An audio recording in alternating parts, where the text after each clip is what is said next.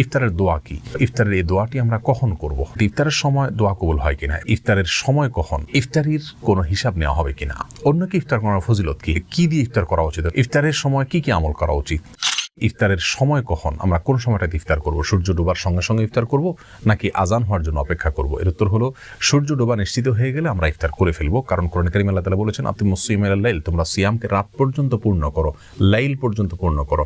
লাইল বা রাত বলতে আরবিতে বোঝানো হয় সূর্য ডোবাকে, সূর্য ডুবে গেলে তখন থেকে রাত বা লাইল শুরু হয়, অতএব তার আগ পর্যন্ত আমরা সিয়ামকে পূর্ণ করার নির্দেশ দেওয়া হয়েছে। বিভিন্ন হাদিস থেকে এমনটি বোঝা যায় সূর্য ডুবার পর, সূর্য ডুবে গেছে নিশ্চিত হয়ে গেলে আমরা ইফতার করে ফেলবো, যদিও আজান অনেক দেরিতে দেওয়া হয়। বেশিরভাগ মসজিদে মুয়াজ্জিন সাহেবরা আজান দিয়ে থাকেন নিজেরা ইফতার করার পর, তাহলে বোঝা গেল ইফতারের সময়টা আগেই হয়ে গেছে। আজানের সাথে ইফতার এটা শর্তযুক্ত কোনো বিষয় নয়, বিধায় আমরা সূর্য ডুবে গেছে এটা নিশ্চিত হয়ে গেলে ইফতার করে ফেলবো। এটা হলো ইফতারের সময়। রাসূল করিম সাল্লাল্লাহু আলাইহি সাল্লাম বলেছেন যে উম্মত যতদিন পর্যন্ত সময় হওয়ার পর অবিলম্বে ইফতার করবে এবং সারিটা শেষ সময় করবে ততদিন পর্যন্ত তারা কল্যাণের ভিতরে থাকবে। ইহুদিরা দেরিতে ইফতার করে এবং শিয়ারা দেরিতে ইফতার করে, বিধায় অন্ধকার হওয়ার অপেক্ষা করব না, দেরি করব না, বরং সূর্য ডুবাটা নিশ্চিত শুধু হওয়ার চেষ্টা করবো, সে নিশ্চিত হয়ে গেলে ইনশাআল্লাহ আমরা ইফতার করে ফেলবো। ইফতারির কোনো হিসাব নেওয়া হবে কিনা, আমরা অনেকে মনে করি যে যে যা খাবে রমজান মাসে তার কোনো রমজান মাসের খাবারের কোনো হিসাব নেওয়া হবে না, এটা ভুল ধারণা। আসলে প্রত্যেকটা খাবারের হিসাব নেওয়া হবে, বিশেষ করে হারাম যদি ভক্ষণ করা হয় তাহলে তার জন্য জবাবদিহি করতে হবে, কেউ যদি অপচয় করেন তার জন্য হিসাব দিতে হবে আল্লাহ সুবহানাহু ওয়া তাআলার কাছে। বিধায় আমরা এটা মনে করার কোনো কারণ নাই যে রমজান মাসে খাবারের কোনো হিসাব নাই, ইফতারের খাবারের কোনো হিসাব নাই, এটা ভুল ধারণা, বরং সব খাবারের হিসাব গ্রহণ করা হবে। অতএব অপচয় যেন আমরা না করি এবং হারাম ভক্ষণ না করি, সেই দুটি বিষয় আমাদের খেয়াল বিশেষভাবে করা উচিত। অন্যকে ইফতার করার ফজিলত কি, এর উত্তর হলো অন্যকে যদি আমি ইফতার করাই অন্য রোজাদার ব্যক্তিকে, তাহলে সেক্ষেত্রে ওই ব্যক্তি রোজা রেখে যে পরিমাণ সওয়াব পেয়েছেন তাটা তিনি পাবেনই, অতিরিক্ত হিসাবে আমাকে আল্লাহ সুবহানাহু ওয়া তাআলা একটি রোজার সওয়াব দান করবেন। আমি নিজে রোজা রেখে তো সওয়াব পেলামই, আরেকজনকে ইফতার করানোর ফলে তার সমপরিমাণ সওয়াব আমি পাবো। এবং অন্যকে ইফতার করানোর ক্ষেত্রে যে তাকে পেট পুরে খাওয়াতে হবে এমন কোনো কথা নয়, যে কোনো খাবার দিয়ে তার ইফতারের ব্যবস্থা না থাকে, ইফতার আয়োজন আপনি করলেন বা আপনি তাকে ইফতার খাওয়ানোর আয়োজন করলেন, সেটা খুব সামান্য একটা খেজুর দিয়ে হতে পারে, তার মাধ্যমে আমরা সওয়াবটা পেতে পারি। ইফতারের সময় দোয়া কবুল হয় কিনা, প্রশ্ন উত্তর হলো ইফতারের সময় দোয়া কবুল হওয়া নিয়ে অনেক আলোচনা রয়েছে। রাসূল করিম সাল্লাল্লাহু আলাইহি ওয়াসাল্লামের একটি হাদিস থেকে আমরা জানতে পারি, তিনি বলেছেন, মুসনাদ আহমদ এবং ইবনে হিব্বান বর্ণনা করেছে যে সালাতুন লা তুরাদ্দু দাওয়াতুহুম আও সালাসাতুন লা তুরাদ্দু দাওয়াতুহুম, তিন ব্যক্তির দোয়াকে ফেরত দেওয়া হয় না, তার ভিতরে একদিন হাত হাত্তা ইফতার, রোজাদার ব্যক্তি ইফতার করা পর্যন্ত তার দোয়া ফেরত দেওয়া হয় না। ওয়াল ইমামুল আদিল, এবং ন্যায়পরায়ণ বাদশাহ, তার দোয়া ফেরত দেওয়া হয় না। ওয়া দাওয়াতুল মাজলুম, এবং মাজলুম বা অত্যাচারিত ব্যক্তির দোয়া ফেরত দেওয়া হয় না। এই হাদিস থেকে বোঝা যায় যে রোজাদার ব্যক্তির দোয়া কবুল হবে এবং সেটা ইফতারের আগ পর্যন্ত।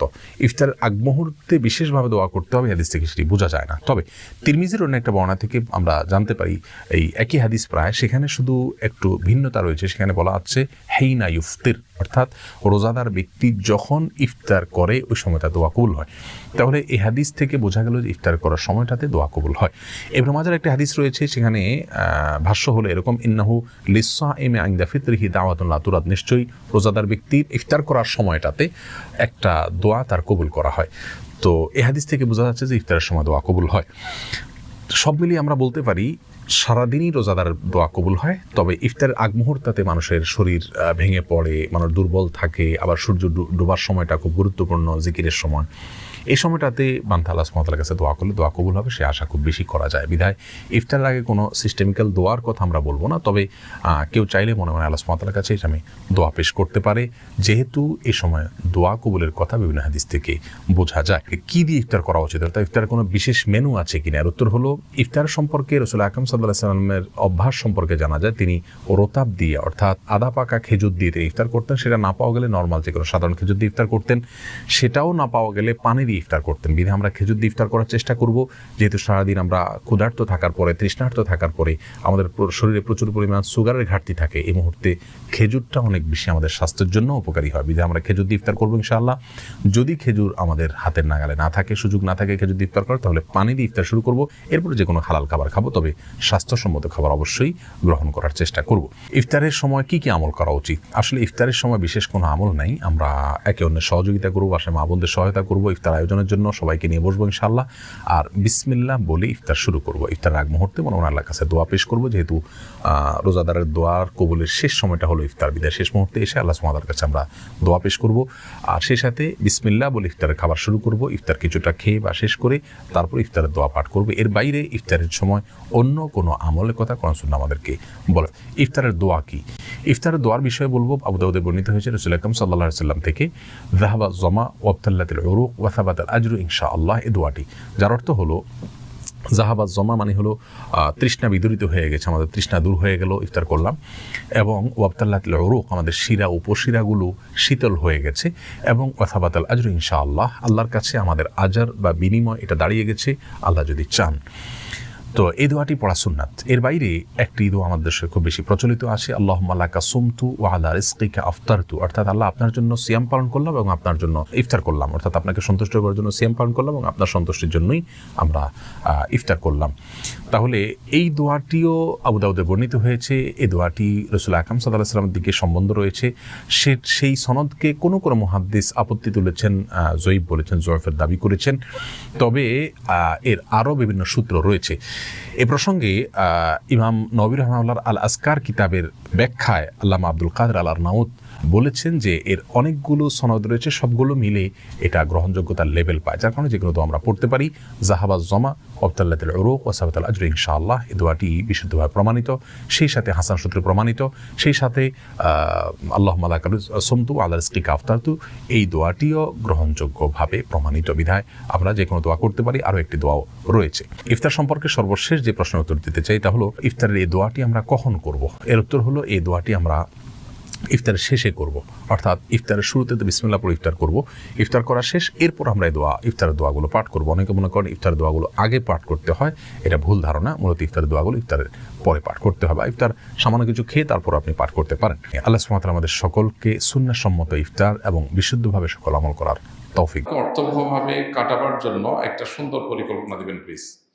রমজানকে অর্থবহভাবে কাটাবার জন্য বেশ কিছু পরিকল্পনার কথা আমরা বিভিন্ন সময় বলার চেষ্টা করি। এর মধ্যে নাম্বার 1 হলো, রমাদান মাসে আমাদের ইবাদত বন্দেগী যেন সঠিকভাবে হয়, রমাদানের যে উদ্দেশ্য তাকওয়া অর্জন সেটা যেন সঠিকভাবে হয়, সেটার জন্য গুনাহের যে রাস্তাগুলো আছে এগুলো সবগুলোর সাথে আমাদের কানেকশনটাকে ডিসকানেক্ট করা উচিত, যাতে করে আমার আমলগুলো নষ্ট না হয়। যেমন আমরা ফেসবুক, ইউটিউব, সোশ্যাল মিডিয়ায় আসক্তি আছে, এখানে ভালো জিনিস দেখতে গিয়ে খারাপ জিনিস দেখা হয়, তাহলে এই অ্যাপ ডিলিট করে দেন রমজান উপলক্ষে। 1 মাসের জন্য দূরে থাকেন, দেখবেন আপনার ইবাদত এবং ভালো কাজের পরিবেশ মনোজগতে তৈরি হয়েছে। দ্বিতীয়ত, কখন কোন আমলটা করবেন এটার জন্য একটা প্ল্যান, একটা শিডিউল আপনি ফিক্স করে ফেলেন। আমি দিনের এই সময়টাতে এই কাজটা করবো, ওই সময়টা এই কাজটা করবো, বাস ফিক্স। এটা আমি ব্যতিক্রম যেন না হয় সেটা খেয়াল রাখবো, এটা করে ফেলতে পারেন। আমরা সুন্নাহ ফাউন্ডেশন থেকে গত বেশ কয়েক বছর যাবত রমাদান প্ল্যানার নামে একটা প্ল্যানার আমরা তৈরি করি। এবছর সেটা ডাবল কলাবরি করেছি। আমরা আগের জিনিসপত্র পরিবর্তন করে নতুন অনেক জিনিসপত্র দিয়ে সেটাকে আমরা তৈরি করেছি। এটা যদি পরিপূর্ণভাবে কেউ ফলো করে, ইনশাআল্লাহ তার রমাদানটা যথেষ্ট অর্থবহ হবে আমরা বিশ্বাস করি। অতএব এটা আপনার কাছে থাকতে পারে, অথবা অন্য কোনো প্ল্যান আপনি নিজে দাঁড় করাতে পারেন নিজের জন্য। এগুলো নিজের আমলের সুবিধার্থে আপনি দাঁড় করালেন। তৃতীয়ত, রমাদানের সঠিক পরিকল্পনার অংশ হিসাবে বিগত রমাদানগুলোতে আমার কি কি কারণে আমল ইবাদত হয়নি, কোন কোন ব্যস্ততা, কোন কোন ঝামেলার কারণে করতে চাইও হয়নি, সেগুলো চিহ্নিত করেন, করে এই রমজানের জন্য আর না হয় সেটার জন্য প্ল্যান করেন। শেষ 10 দিন যদি আপনি ইতিকাফে বসার সিদ্ধান্ত নিতে পারেন, আগেভাগে সব কাজ কাম ঝামেলা সেরে 10 দিন ইতিকাফ বসেন, তো অটোমেটিক আপনার রমজান দেখবেন অর্থবহ অনেক ইজি হয়ে গেছে। কারণ মসজিদে বসে আপনি 10 দিন ইবাদত করবেন, সুযোগ তৈরি হবে, বাইরের সাথে ডিসকানেক্টেড হয়ে যাবেন। আমাদের যে অনেক কানেকশন, অনেক যোগাযোগ, আমাদের এক একজনের ফেসবুকে 4-5 হাজার বন্ধু, যার 5 হাজার বন্ধু আছে সেই ইবাদত কখন করবে? মানে বন্ধুর হক আদায় করতে করতে তো শেষ। বন্ধু মেসেজ দিছে, কি দিছে, বন্ধুর নোটিফিকেশন আসছে, বন্ধুর জন্মদিবস নোটিফিকেশন আসছে, তারা উইশ করো, বন্ধু পোস্ট দিছে সেখানে কমেন্ট করো, লাইক দাও। মানে এই তামাশা যদি করতে করতে 5,000 বন্ধু কি সোজা কথা? এই জন্য আমরা যদি এই সমস্ত কানেকশনগুলো থেকে একটু সরে আসতে পারি, এতে কাফে বসেন শেষ 10 দিন, আরও সম্ভব হলে 20 দিন বসেন, দেখবেন আপনার আমল নেই করা সহজ হবে। এই জগতের ব্যস্ততাগুলো থেকে সরানো ছাড়া আমলের পরিবেশ আসলে খুব বেশি হয় না। এর জন্য সৎসাহস দরকার, সঠিক হিম্মত দরকার। আমরা রমাদানকে কেন্দ্র করে এই জন্য 3টা বই লিখেছি আলহামদুলিল্লাহ। একটা হলো রমাদান প্ল্যানার, যেটার কথা বললাম, একটা হলো মাহে রমজানের সাথে আমল, এটা আরেকটা বই ছোট্ট, আরেকটা হলো তারাবিতে প্রতিদিন কি পড়া হয়? সব মসজিদে বাংলাদেশে একই নিয়মে তারাবি হয়, একই নম্বর পারা চলে। ওই পাড়ার নির্যাস কি সেটা আমরা ওখানে উল্লেখ করেছি, তারাবি সালাতে কোরআনের বার্তা এই বইয়ে। এটা যদি নিয়মিত পড়েন তাহলে কোরআন সম্পর্কে আপনার ধারণা হয়ে যাবে, তেলাওয়াতের পাশাপাশি অর্থটা বোঝার তৈরি হবে, কোরআন আল্লাহ কি বলেছেন পুরো রমজানে আপনার সামনে জানাটা সহজ হবে। আল্লাহ তাআলা আমাদেরকে অর্থবহ রমাদান কাটাবার তৌফিক দান করুন। আমি একজন আলিয়া মাদ্রাসার শিক্ষার্থী। কিছুদিন আগে আমি একটি মেয়ের সাথে অবৈধ সম্পর্কে লিপ্ত হই। পরবর্তীতে আমার ছাত্রাবাসের একজন শিক্ষকের মুখে অবৈধ সম্পর্কের ভয়াবহতা সম্পর্কে জানতে পেরে আমি সম্পর্ক ছিন্ন করার সিদ্ধান্ত নিই। তবে মেয়েটি আমাকে জানায় যে আমি যদি তার সাথে যোগাযোগ বন্ধ করি তাহলে সে নিজের ক্ষতি করে ফেলবে। এমন অবস্থা আমার করণীয় কি?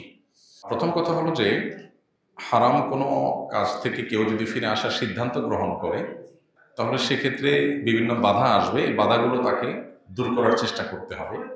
এখানে যে বাধার কথা আপনি বলেছেন যে মেয়ে নিজের ক্ষতি করবে, মানে আত্মহত্যা করবে বা এই টাইপের কিছু সে ইঙ্গিত করেছে, তো প্রথমত আপনার কাজ হলো তাকে বোঝানো, যতটা হৃদয়ের আকুতি দিয়ে আল্লাহর ভয় যেটা আপনার মধ্যে জাগ্রত হয়েছে সেটা তার মধ্যে জাগিয়ে তুলতে পারেন সেই চেষ্টাটা আপনি করবেন। এবং এই দূরত্বটা যে আল্লাহর খাতিরে, এটা যে কোনো ছল ছাতুরি বা ছলনার থেকে না, সেটি আপনি নিশ্চিত করবার চেষ্টা করবেন, তাকে আশ্বস্ত করার চেষ্টা করবেন। এর পাশাপাশি যদি দিনদারিতার কোনো ঘাটতি না থাকে, কিছু ঘাটতি তো আছেই, কারণ অবৈধ সম্পর্কে যে জড়িয়েছে তার দিনদারিতার ঘাটতি তো আছেই, তারপরে যদি আপনার সব হিসাব নিকাশ মেলাবার পর মনে হয় যে একটা দিনদার জীবনসঙ্গী হিসাবে তার সাথে জীবন পার করা যায়, তাহলে সেক্ষেত্রে প্রয়োজনে সকল সম্পর্ক দূরে রেখে বৈবাহিক এবং হালাল সম্পর্কের জন্য সিদ্ধান্ত গ্রহণ করবেন এবং সেদিকে অগ্রসর হবেন। অবৈধ সম্পর্ক, হারাম সম্পর্ক, এটা শুধুমাত্র একটা গুনাহের বিষয় না। গুনাহ তো বটেই, এর কারণে জাহান্নামের শাস্তি তো আছেই, এর মাধ্যমে আমাদের ইমানের শক্তি ধ্বংস হয়ে যায়, তাকওয়ার শক্তি শেষ হয়ে যায়, আমাদের আধ্যাত্মিক ক্ষমতার শক্তি এগুলো শেষ হয়ে যায়, আল্লাহর সাথে কানেকশন ডিসকানেক্টেড হয়ে যায়, শয়তানের সাথে আমরা লিঙ্কেড হয়ে যাই, নানাভাবে ক্ষতিগ্রস্ত হয়ে আমরা, জীবনের বরকত উঠে যায়, সুখ উঠে যায়। এই জন্য হারাম সম্পর্ককে না বলতে পারা এটা অনেক বড় একটা সিদ্ধান্ত, এবং এই সিদ্ধান্তের উপরে আপনার শুধু আখিরাত নয়, দুনিয়ার বহু কল্যাণ এটার উপর নির্ভর করছে। পৃথিবীতে যে সমস্ত সমাজে এই বিবাহ বহির্ভূত সম্পর্ককে তেমন কোনো দোষের বিষয় মনে করা হয় না, যারা এটাকে র্যান্ডম অন্য 10টা সাধারণ বন্ধুত্বের মতো মনে করে, অবৈধ অন্যায় মনে করে না, সেসব সমাজগুলোতে অনেক চকচকে তকতকে আপনার লাইফ বাহ্যিক এবং খোলা চোখে আপনি দেখতে পাবেন, কিন্তু ভেতরে একটু ঢুকলেই দেখবেন হতাশা, ডিপ্রেশন, অশান্তি এগুলো পরিপূর্ণ হয়ে আছে। এজন্য আল্লাহর জন্য হারাম সম্পর্ককে না বলতে হবে। এখন যাকে আপনি এতদিন হয়তো বিবাহ করবেন প্রতিশ্রুতি দিয়েছেন, ওয়াদা করেছেন, তিনি হয়তো মনে করবে আপনি কোনো কারণে প্রতারণা করছেন, এই জন্য তাকে আশ্বস্ত করবার জন্য সেরকম হৃদয়ের আকুতি দিয়ে চিঠি লিখে, মেসেজ লিখে, মেইল পাঠিয়ে তাকে বোঝাবার চেষ্টা করেন, এবং সেই সাথে যদি বিবাহ করার মতো হয় বিবাহ করে ফেলেন বা বিবাহ করার প্ল্যান করেন, কিন্তু সম্পর্ক বলেন যে আপনার কোনো সম্পর্ক থাকবে না। এবং এরপরও যদি আল্লাহ না করুক সে ভুল কিছু করে, তাহলে সেটার জন্য আপনি হারাম সম্পর্ক কন্টিনিউ করে যেতে বাধ্য নন। কেউ যদি ভুল কিছু করবে সে ভয় দেখায়, বেশিরভাগ ক্ষেত্রে ভয়গুলো ভয় পর্যন্তই থাকে। তারপরেও আল্লাহর অবাধ্য হওয়ার কোনো সুযোগ নাই কোনো মানুষের দিকে তাকিয়ে। বিধায় এই জিনিসটাকে খুব শক্ত হাতে যেমন ডিল করতে হবে, ঠিক একইভাবে খুবই সচেতনতার সাথে ডিল করতে হবে, যাতে করে সাপও মরে লাঠিও না ভাঙে। আল্লাহর অবাধ্যতা থেকেও আমি সরে আসতে পারি, আবার যেন কোনো অনাকাঙ্ক্ষিত কিছু না হয়। যদি আমি দুইটাকে একসাথে কম্বাইন করে বা আপনার দুইটাকে একসাথে আমার কনসিডারেশনে এনে আমি করতে না পারি, তাহলে আমি কনসিডার করবো আল্লাহর বিধান। সো আল্লাহর বিধান রক্ষা করতে গিয়ে যদি কোনো মূল্য দিতে হয়, ফাবিহা মানে আমি প্রস্তুত।